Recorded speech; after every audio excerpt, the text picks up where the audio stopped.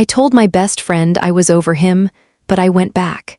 And now I'm trapped in a relationship I can't talk about. Before we begin, please like, subscribe, and tell us where you're watching from. Let's all be internet friends. I told Delaney it was over. Delaney poured the wine like she'd been saving it for this moment. One glass for me, one for her, and one more just in case I needed a second before dinner. Pasta bubbled in the pot behind her, music thumped softly through her speaker.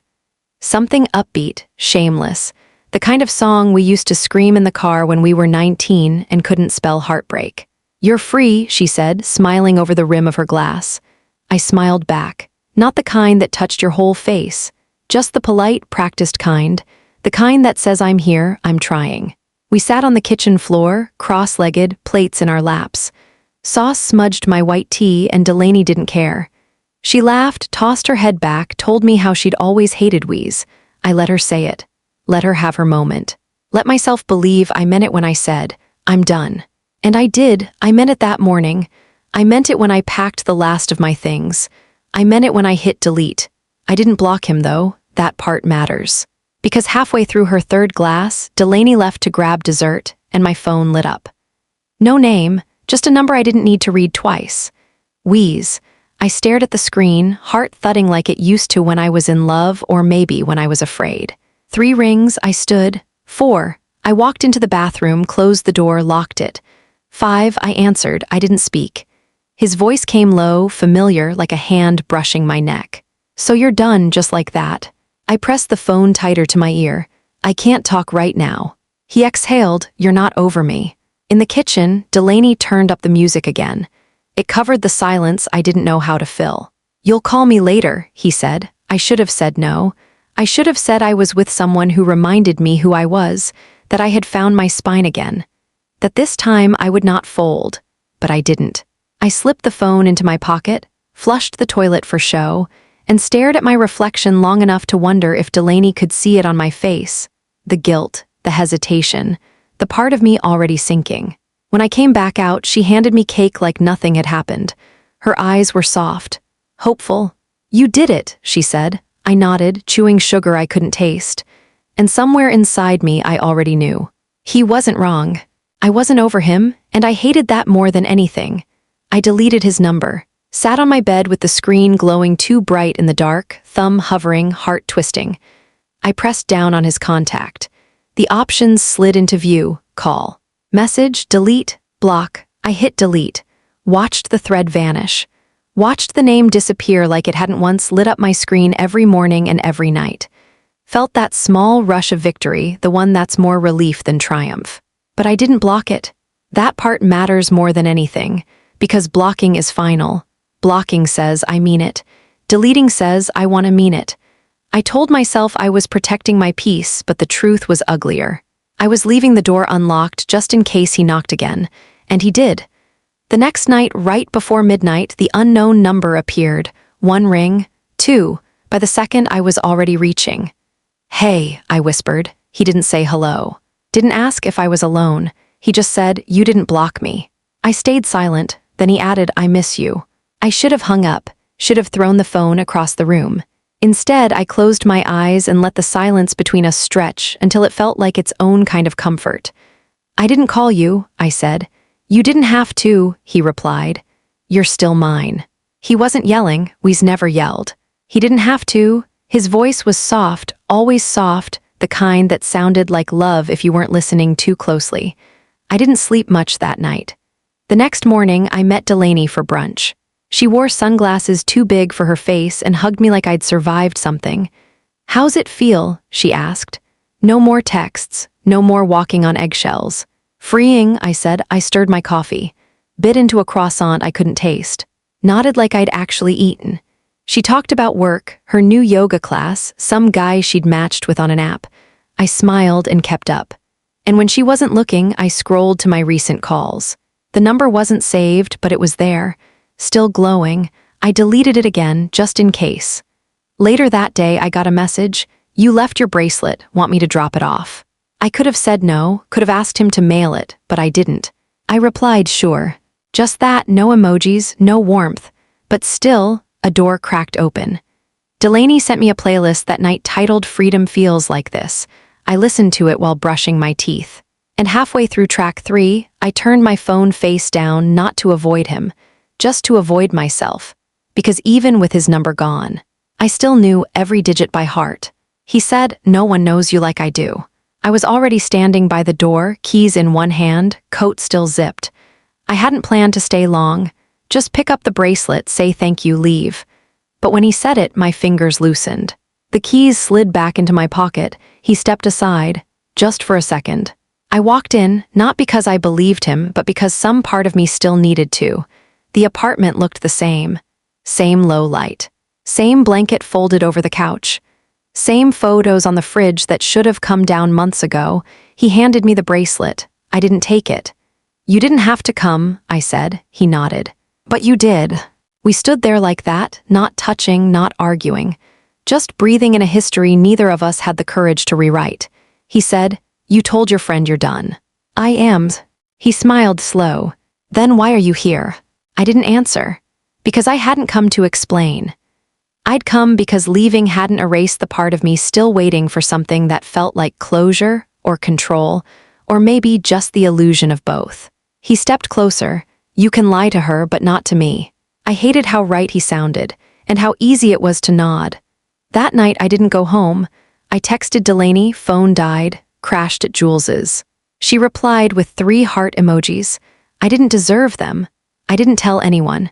Not when he brought me coffee in bed like it was a love language. Not when he kissed my shoulder and said, "See, we're good again." Not even when he laughed at something on his phone and reached over like nothing had ever broken between us. I just let it happen. And when I finally got dressed and left, I told myself I'd draw the line somewhere else. Next time, after the weekend, after the next call, after I could figure out how to admit I'd undone everything without sounding like I'd never meant it in the first place. I ran into Nora by the elevators. She smiled, bright, easy. "How was yoga?" I blinked, peaceful. She nodded, "You look calm." I didn't, I hadn't even showered. Just swapped out last night's regret for clean mascara and hoped no one would notice the exhaustion in my neck. Back at my desk, I opened the group chat Delaney had made after the breakup. Single, salty, and thriving, they'd sent memes, playlist links, recipes I wasn't going to cook. I typed, "Weekend was good," then deleted it. Typed again, "I needed the reset." Deleted that too. In the end, I just sent a smiley face and a gif of someone sipping tea. Delaney replied, "I love this new energy on you." I stared at the screen for too long. Because it wasn't energy, it was hiding, and I was getting good at it. Delaney texted, "How's the single life?" Just like that, casual, curious, cheerful. I stared at the question while the train hummed beneath me, back pressed to the window, phone cradled in both hands like a confession I hadn't decided to make yet. "How's the single life?" I typed, peaceful, then backspaced. Typed again, honestly, quiet. Backspaced that too. I considered the truth, that I'd spent the night in Wee's apartment again, that we'd argued over nothing again, that I'd apologized for flinching when his voice sharpened, and called it overthinking.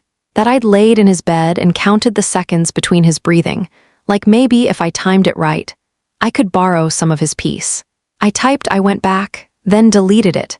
Typed, "It's worse this time," deleted. Typed, "I'm scared I can't leave again," deleted.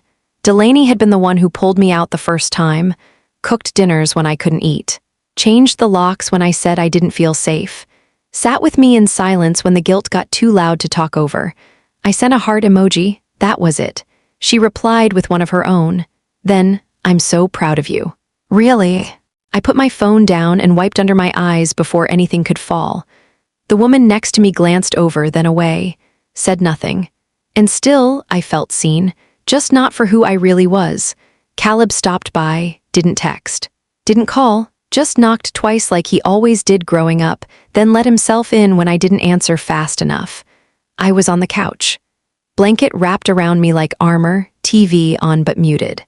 My laptop sat open, a spreadsheet on the screen I hadn't touched in an hour. He walked in with that casual, restless energy, the kind that says, "I'm pretending not to worry, so you don't have to pretend you're fine." "Brought you coffee," he said, holding it up like a peace offering. I reached for it. "Thanks." He sat down next to me, shoulders tense. You heard from Wheeze. I looked straight ahead. Nope. Blocked and buried? He asked, nudging my knee. I nodded, yep. It came out too quickly. Too clean. He leaned back, stared at the ceiling. Good. I sipped the coffee and swallowed the lie. He bumped his shoulder against mine. You doing okay? I'm fine. Harper. I'm fine, Caleb. He didn't push, just nodded slowly and let the silence sit between us. I hated lying to him, but more than that, I hated what would happen if he knew. How fast he'd rage. How hard he'd try to save me again. And I wasn't ready to explain why I'd crawled back into something I once begged to escape. When he hugged me goodbye, it was too tight. Too familiar. And I flinched just enough for him to miss it. Nora found me in the break room. I was standing by the microwave, watching my leftovers rotate like that was the most important thing in the world.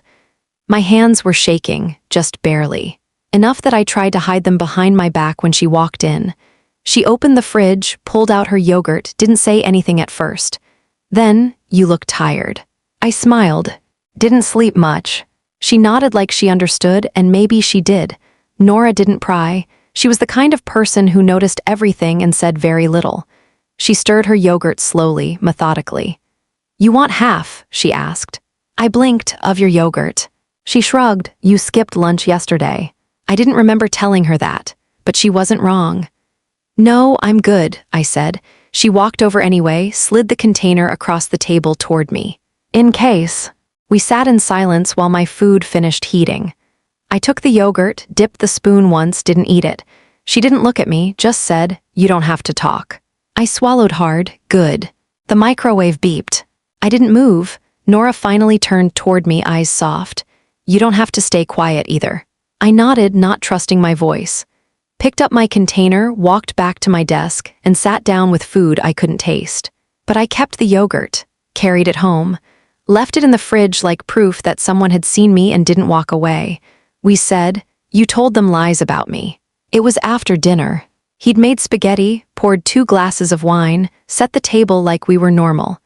Like he hadn't spent the entire weekend alternating between charm and silence. I barely touched my plate. He leaned back in his chair, arms crossed. Your friend thinks I'm controlling. I blinked. Which one? Don't play dumb, Harper. His voice wasn't raised. It never needed to be, just sharp enough to cut without force. Delaney. You told her I take your keys, that I show up uninvited. You do.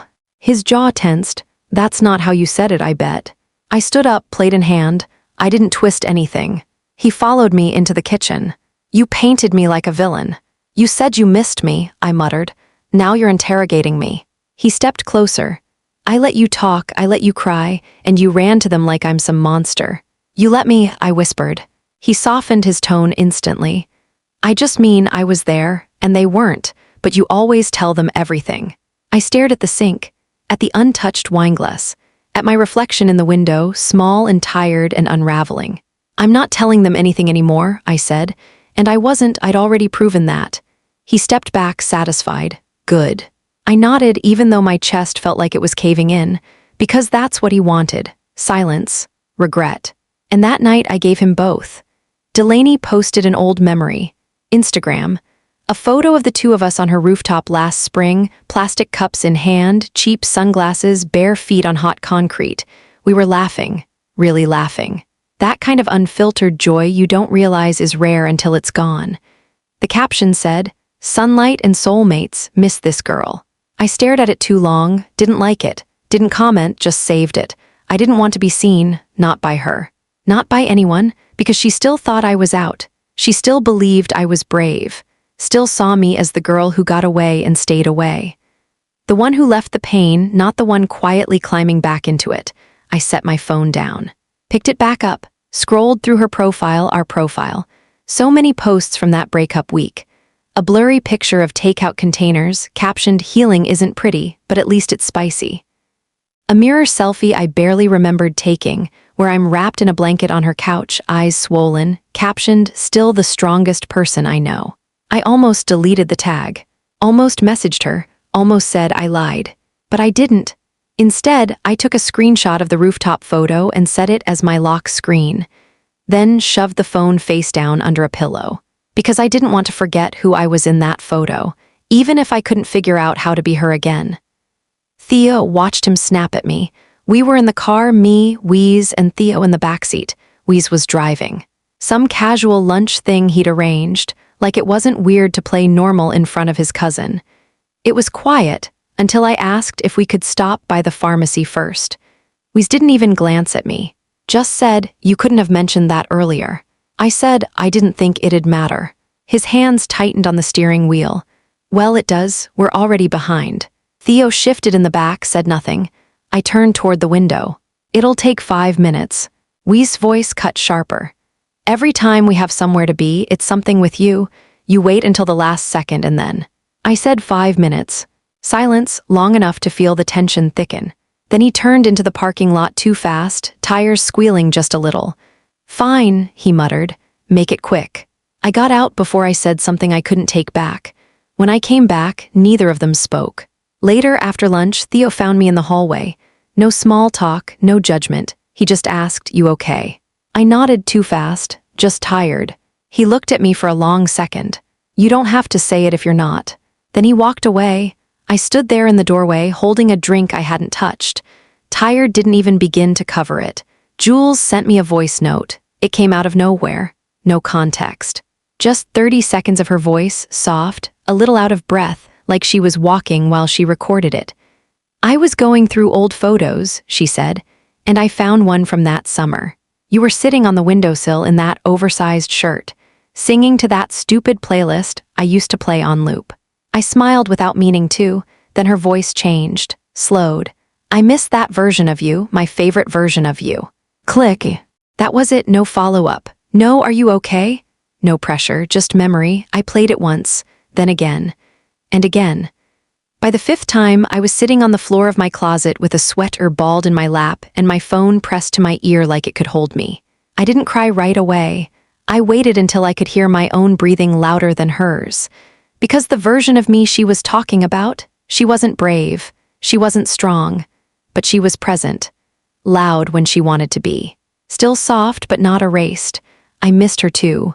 I pressed record, then stopped, deleted it, because I didn't want Jules to know what I'd done. Not yet.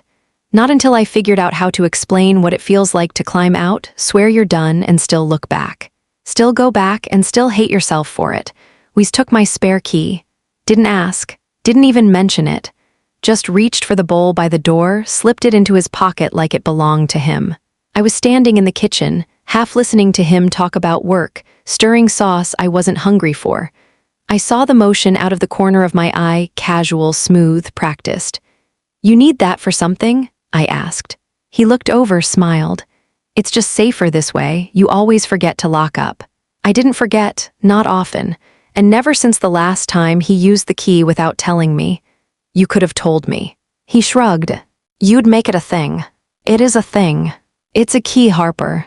I stared at him, at the pockets he always kept zipped, at the way he was already turning back toward the living room like the conversation didn't need to continue.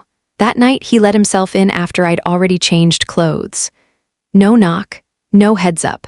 Just the sound of the door unlocking, his bag hitting the floor, his voice in the hallway like this was normal. I froze in the bathroom, toothbrush still in hand. He kissed my cheek. "Hey, baby." I nodded, brushing quietly, because now he could walk in whenever he wanted, and I hadn't said no loud enough the last time. So maybe in his mind I'd already said yes.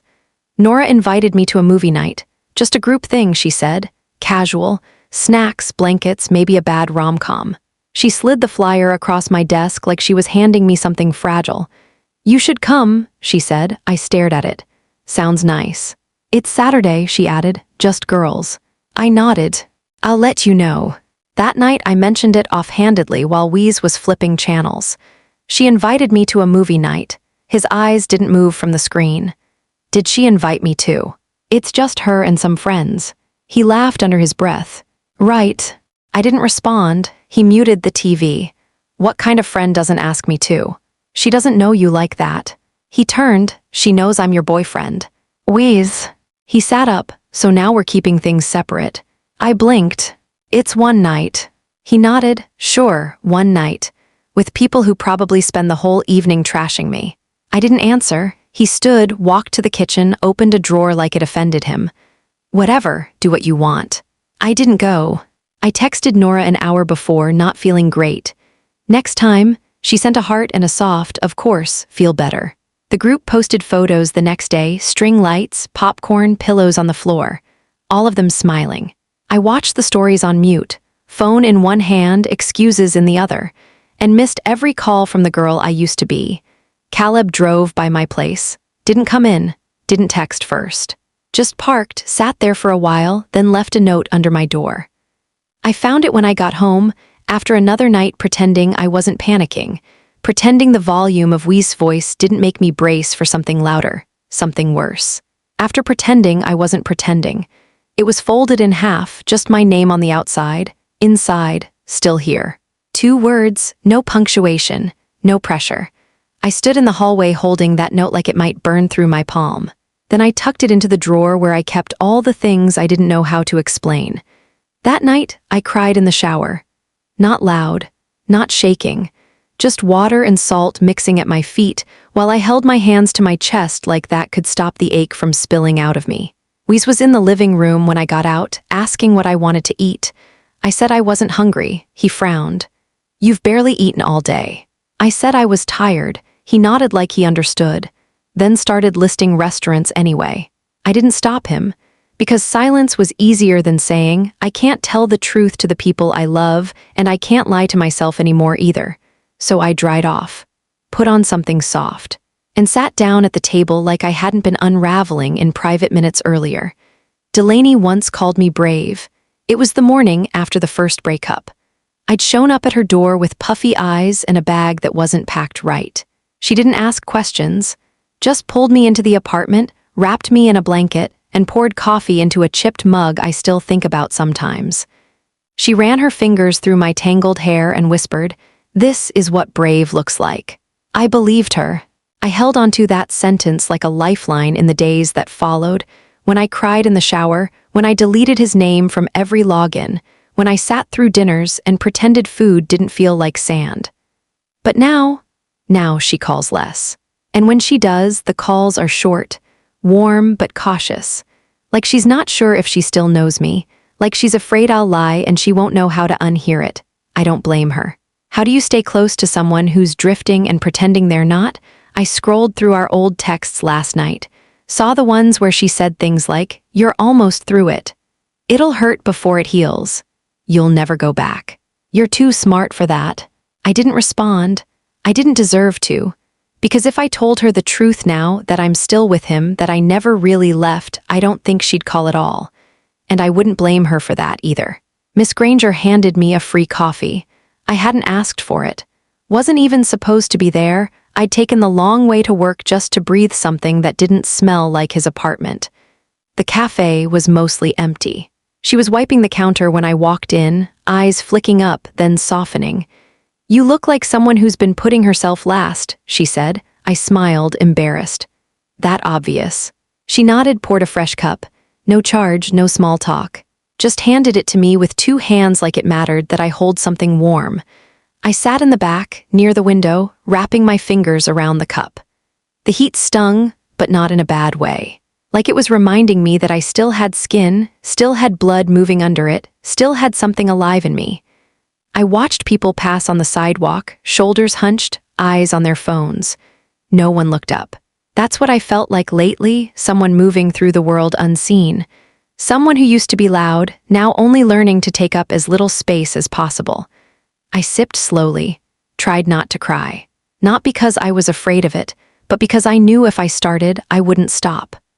When I left, Miss Granger didn't say goodbye, just gave a small wave and a nod like she already knew I wouldn't forget it, and I didn't. It was the first warm thing I'd held all day. I wrote a text to Delaney, sat on the edge of my bed, phone in hand, knees pulled to my chest like if I made myself small enough, the shame wouldn't feel so heavy. First draft. I went back. Deleted, second, I don't know how to leave again. Deleted, third, help. Deleted, I typed, deleted, retyped again and again, each version shorter than the last. Each version quieter. Because how do you say I undid everything you helped me survive? How do you say you were right and I still didn't listen? I scrolled up through our old thread, her voice in texts, fierce, funny, unwavering. If he makes you feel small, it's not love. Don't confuse stability with stillness. You did the hard part, just don't go back. But I did, and now I couldn't figure out how to tell her without losing her. So I didn't send anything, just saved the draft, turned my phone over, laid back on the bed and stared at the ceiling like it might answer for me. We's called from the other room, something about dinner. Something about whether I wanted to go out. I didn't answer. Didn't move. Just stared at the message on the screen, the one I couldn't send. The one I still needed to say. We slammed a drawer over a fork. I had set the table not perfectly, just quickly. One fork slightly off-center, one knife too close to the edge. He opened the drawer to grab a spoon, and when it caught, didn't glide smoothly, he yanked it harder. Then slammed it shut so hard the walls seemed to hold their breath. I froze by the sink. He looked over his shoulder. It's not that hard. I didn't answer. He walked over real slow. What's with the attitude? There's no attitude, I said quietly. Then why do you look like I hit you? I swallowed, I'm fine. He reached past me for a glass. His hand brushed mine, too rough, too fast. Don't make me the villain again. I didn't. He filled the glass with water, drank half, then left it on the counter like punctuation. The silence after was louder than the slam. When he went to take a shower, I turned on the speaker in the kitchen and played music, just loud enough to drown out my own thoughts.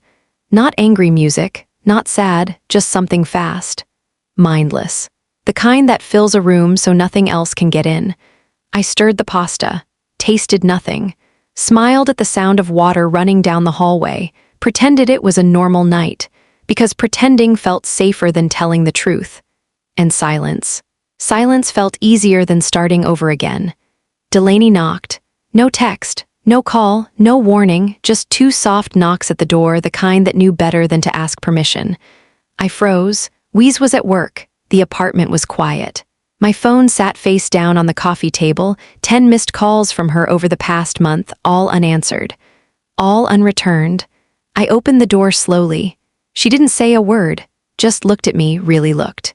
Eyes scanning the shadow under my eyes, the shirt that wasn't mine, the tired slope of my shoulders. And then I broke.